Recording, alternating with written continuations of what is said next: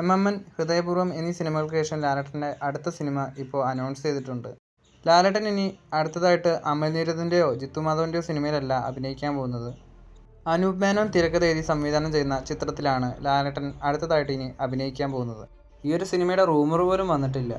എന്തായാലും ഒരു unexpected combo തന്നെയാണ് സംഭവിച്ചിരിക്കുന്നത്. ഒരു ഡ്രാമ ജോണറിൽ വരുന്ന സിനിമയാണിത്. അതായത് ഒരു ക്ലാസ് ചിത്രം തന്നെ ആയിരിക്കും. സിനിമയുടെ ഷൂട്ടിംഗ് ഈ വർഷം തന്നെ ഉണ്ടാവും. തിരുവനന്തപുരത്തും കൊൽക്കത്തയിലും ഷില്ലോങ്ങിലുമാണ് സിനിമയുടെ ഷൂട്ടിംഗ് നടക്കാൻ പോകുന്നത്.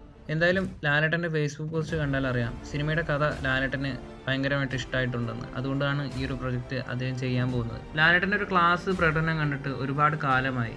ഈ ഒരു സിനിമയിലൂടെ അത് കാണാൻ സാധിക്കുമെന്ന് തന്നെ പ്രതീക്ഷിക്കാം. അനൂപ് മേനോൻ തിരക്കഥ എഴുതിയ ലാലേട്ടൻ 2008 പകൽ നക്ഷത്രങ്ങൾ എന്നൊരു സിനിമയിൽ അഭിനയിച്ചിട്ടുണ്ടായിരുന്നു.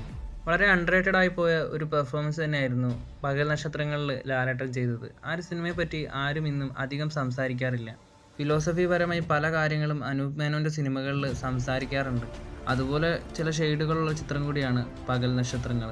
എനിക്കെന്തായാലും ഭയങ്കരമായിട്ട് ഇഷ്ടമായ ഒരു ചിത്രം തന്നെയാണിത്.